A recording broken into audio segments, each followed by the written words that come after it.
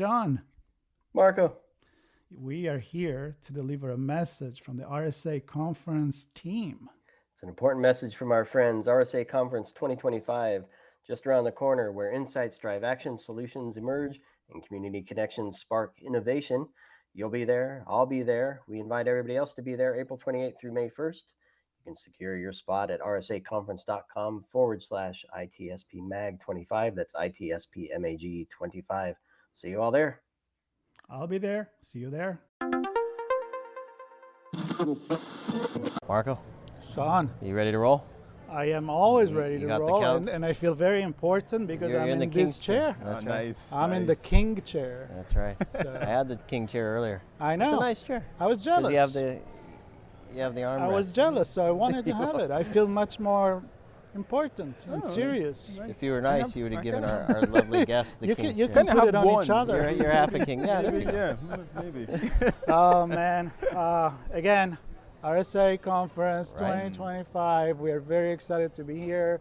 It feels like we've been on this conference for a month because we do a lot of pre-event conversations, but now we're here for real, I know. in person, Yeah. with a good friend. Yeah. That I don't know how many podcasts we've done together. At least two. At least two together. Yeah. Yeah, we met through our good friend Julie Haney. Yeah. From Yeah, NIST. yeah. Shout out to Julie. Yeah, indeed, we did. And All the way from the UK. Yes, it was Jason. a long flight here. No entertainment, I heard. Yeah, unfortunately. You were the entertainment, I heard. Yeah, there was no entertainment on the flight, which when it's an 11-hour flight, it's twice as long when there's nothing to watch. But you had a lot to think about the event. A lot to think about, a lot to plan for. I'm the sort of person that I had my schedule decked out before I arrived, so yeah, really excited, really excited. Very good. And so maybe not, or unless you want to, but did you come up with the memorable thing on the flight, or or is that already baked into? It's probably already baked in. Okay. Like one thing, to be honest, I was probably the most surprised by is how early I need to submit slides for RSA. I mean, they've been done for a while and ready to go. So it's really just a case of getting ready to prepare them and present them. Very good. Well, let's start from the beginning. Yeah. Yes. Yeah, let's do that. Who are you? Why are you here? Right. So in simple terms, my name is Dr. Jason Nurse. I do research in cybersecurity, especially looking at the human aspect of cybersecurity. That's my specialist, that's my research area. I'm part academic, and I also work in a tech startup as well. And I'm here at RSA to deliver a talk specifically on understanding people's security attitudes and behaviors. So basically, why do people think what they think about security? Why do people behave how they behave? And how do attitudes, so how people think about security, actually impacts their day-to-day behavior? And this is for people in the work environment, Yeah. or you're also thinking about society at large? So it's both, actually. And it's really good because it allows us to explore people's personal lives and how people think and are behaving with security at home, but then also, people's work lives and how are they thinking and behaving about security in work. So it covers both of them. It's a really exciting study. And does the attitude change? It does change a bit, actually. Weirdly enough, it does change. At home, people very much care about their personal lives, their families. At work, what's really interesting is that sometimes people sort of almost think that they can leave the security to their employer. And that's even one of the most interesting dynamics that came out of the research. I was actually reading something about that and having a couple of chats, because that's the reason why we talk, because it's the human aspect of cybersecurity, which is more my cup of tea. And like when people are so obsessed and regulated by being cyber secure, being told what to do at work, then they go home and they're like, I don't have to worry about that anymore. Yeah. And that's the problem. Yeah. It's a really interesting dynamic because, and different people approach security in really different ways. In that some people will think like that, and some people will think, okay, the security's done, I'm at home now, I can just chill out, I can chill out with my family. But unfortunately, cyber criminals don't think like that, and they are really keen to jump on and pounce on any opportunity that arises, whether someone is at work or whether someone's at home. Yep. Yeah. Yeah, and we've had many conversations on this topic in terms of the secure environment at home, because many times devices that are owned by the business are at home, or devices that are owned by the individual are used at work, or vice versa.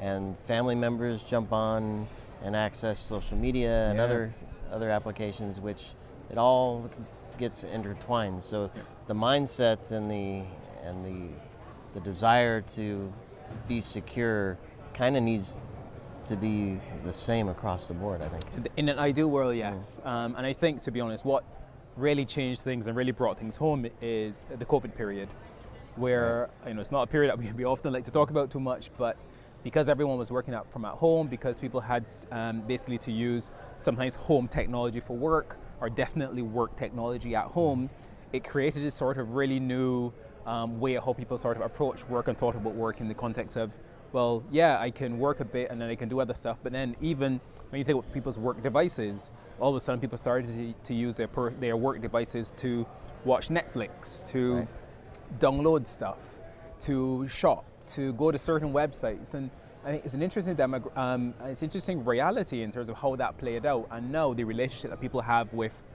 personal technology and actually work technology as well. Yeah. Well, that's why more and more we say cybersecurity is a mindset, where a culture, where you embrace it, then you realize it that there's not on and off. You just need to be cautious all the time. Yeah. And it's unfortunate because it is the name of the game now. As I mentioned, attackers are opportunistic. They want to get us wherever they can get us, regardless of where we are. So, even in the context of that research, it was really about trying to understand how people think about security from the perspective that it is very much a mindset. It is very much how people think about security influence how they behave. But then the reality is that, and this is one thing that I think is really, really important, that sometimes we as a security community we gloss over, in that understanding people's behavior is, there's a lot of research in terms of psychology and behavioral science that we can draw on in security to better understand that mindset and better understand people's behavior, and then use that to hopefully make things better in the context of security for individuals. So I'm glad you went there, because it's one thing to look at how many attacks in a SOC, let's say, how many attacks were attempted, how many were successful, what was the lateral movement beyond that, how quickly did you respond, how quickly there's a lot of stuff we can measure and analyze.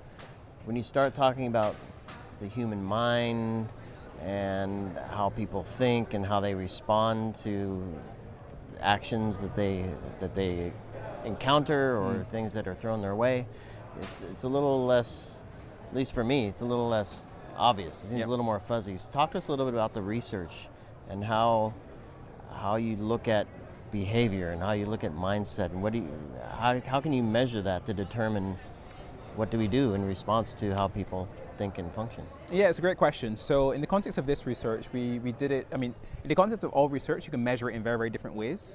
In the context of this research, what we essentially did was relied on a self-report study. So we developed a set of kind of key questions to better understand how people perceive security and how people think about security, people's attitudes, people's beliefs. And then we took that, and we also asked questions to individuals directly about how are they behaving on a day-to-day basis. And we basically took these, we did this research, actually surveyed over 7,000 people across the globe. What was really interesting about this research this year as well is that we got the 5 eyes, which for us is always something we wanted to do. We wanted to get that sort of global representation. So we asked people these questions, and we got a load of interesting data that really pointed to and helped us understand to what extent do people view security as a priority. To what extent do people think that security is actually possible, like day-to-day security is possible. And what we found were things like, well, the average individual, actually about 40% or 43% of individuals, they think security is great, but they find security extremely intimidating. They find security extremely frustrating. And I think for me, that's a really interesting one, because it helps point to the fact that when we say people aren't motivated or people aren't acting as we want as it relates to security, well, the reality is that deep down, people actually think security is really, really difficult. And it's really, really tricky, and it's really, really challenging. And sometimes in the security space, we potentially use terms that are a bit too opaque for the average individual. And that doesn't help with this bridging this gap, and it doesn't help make people want to be more aware about security or security practices and actually put those good practices in place. Yeah. So how does a KitKat come into play? A KitKat, yeah, great question. You have to bring the food in. Yeah, I mean, KitKat, amazing. I think what was really interesting, so I delivered my talk, it went along really, really well. Actually, it was super exciting to see that many people in the room. So I was trying to explain, and because I think it's really important to always have a mid-ground between myself and the audience. And there was this one slide in particular where I was trying to help people understand the fact that knowledge about something can impact people, what people's attitudes are towards something, and then that can impact people's behavior. Mm-hmm. So the example I chose to use that I thought would resonate with the audience quite well is KitKats. And it did, right? And it did, right? So KitKats, I love a KitKat, and I know that KitKats are delicious. That influences my attitude towards KitKats. Okay, they're delicious. I want them. I want to get. If I see one, give me a KitKat. And then, of course, that behavior is such that, well, if I see a KitKat or if I see a KitKat stand or something like that, well, yeah, I'm going to go and grab a KitKat.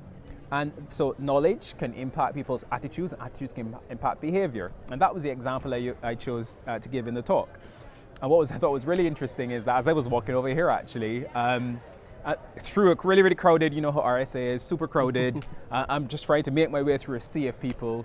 This person comes up to me and he's like, "Hey, you're Jason, the KitKat guy." And I was like, whoa. I was like, okay, yeah, that's me. And he's like, "Love your talk."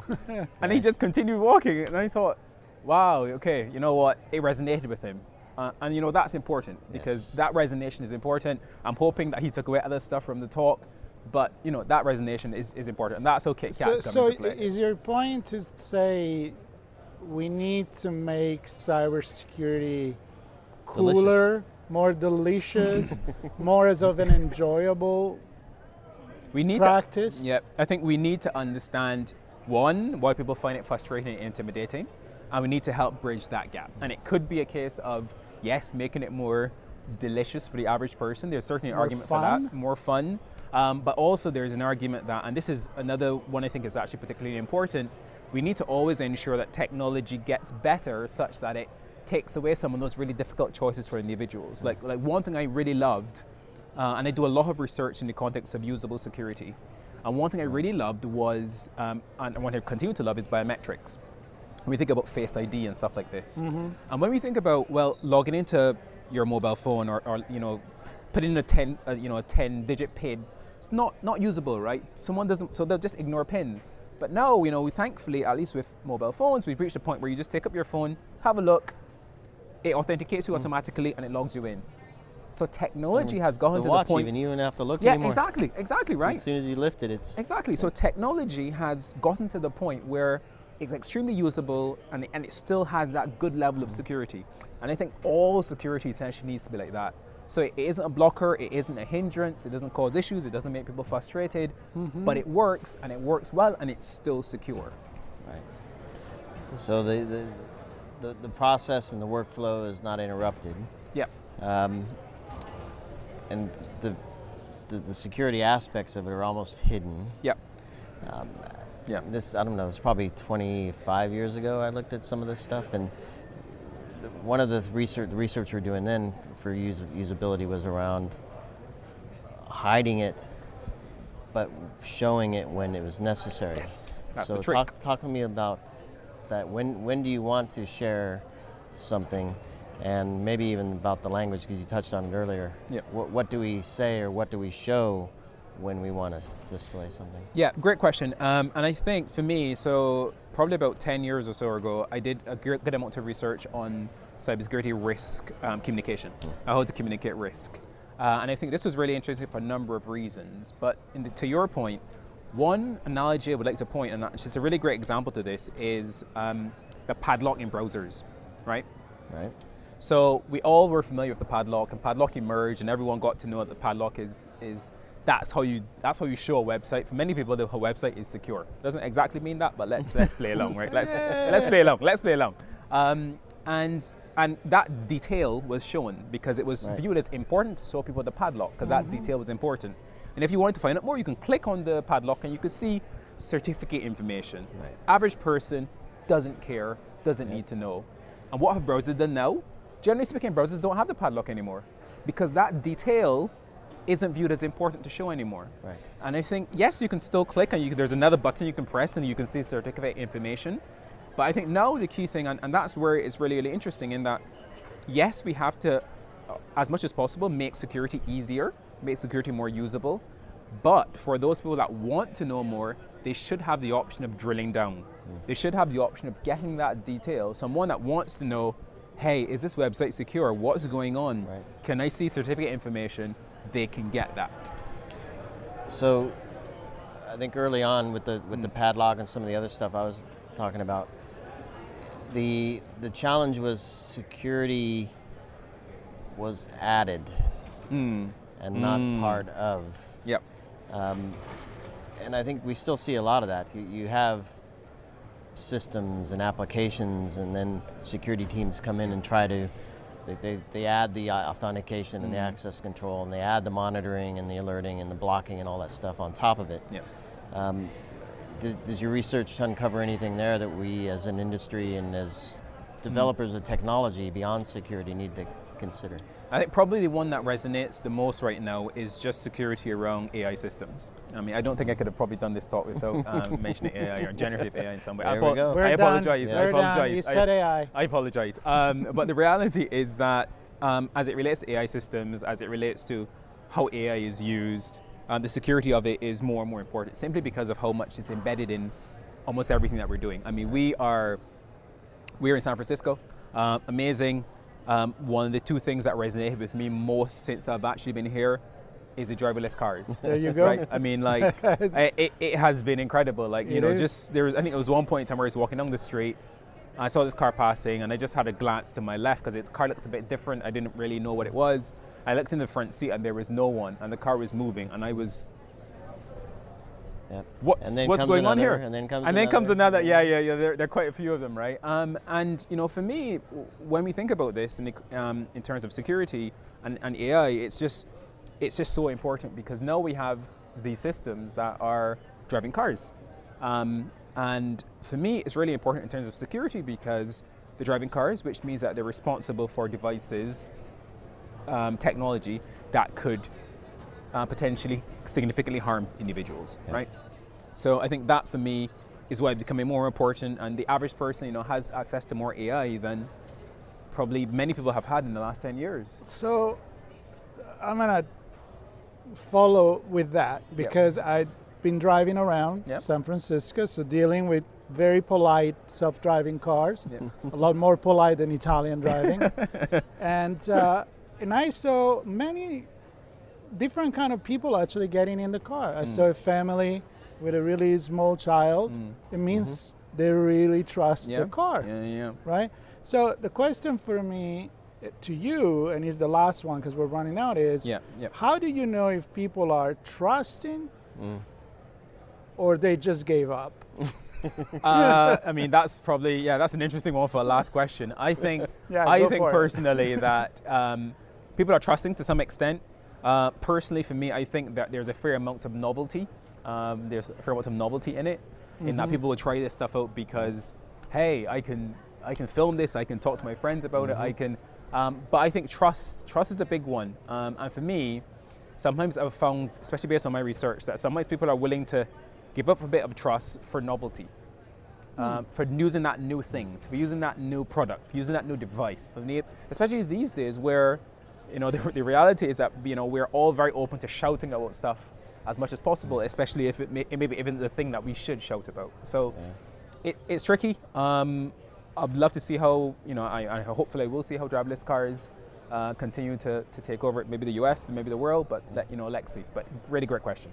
Last year I got to drive one. Our good friend Laz booked a car and I got to drive, and it was quite incredible. There were little nuances that the car would do something that a human wouldn't. Because it was so precise. And I think the interesting thing for me was I felt safe because I wasn't at speed and I was inside the car. Can I make one last point? One last point. So two instances yesterday that as I was walking around that I found actually super interesting. So I love technology. I'm a technology person, so I 100% would try them. However, I was walking to a crossing, and one was coming down an alley. And even though I would get in it, I'd definitely try it. I got to the crossing, and literally I hesitated, because I was thinking to myself, hey, do I want to walk in front of this? Because will it stop at the crossing or not? I don't know. So I walked very tentatively towards it, and then it slowed down. But it was interesting for me, as a sort of almost social experiment, because I would get into it, but here I am now not wanting to walk in front of it. And then lastly, just really, really quick, once again, yesterday I was watching one of the driverless cars that was turning right at a junction. And there was this person walking in front, and they were on a crossing. So they were on a crossing walking. The driverless car was waiting for them to finish cross to turn right. They stopped, and they jumped back. And that made the driverless car immediately slam brakes. And what did they do? They just looked at it and laughed, because they did it intentionally, and they just continued walking. So once again, it's how people engage with new technologies, the perception of new technologies. So I think we're going to see all of that playing out in the next couple of years. And yet, I wonder if somebody is actually going to stop and is not distracted by watching their phone or drinking their coffee. And I don't know if I want to trust the car driverless even more. But we're going to leave it at that. We're going to go drive a car with a Kit Kat. And we're going to have a good time. Yeah, sounds good. Sounds all good right, to me. This is the end for this conversation. We'll have many more, of course we do. And many more right here, RSA Conference 2025. Sean, you're up for more. ITSPmagazine.com/RSAC25 for all of our coverage. Thanks, everybody. We'll see you soon. Take care.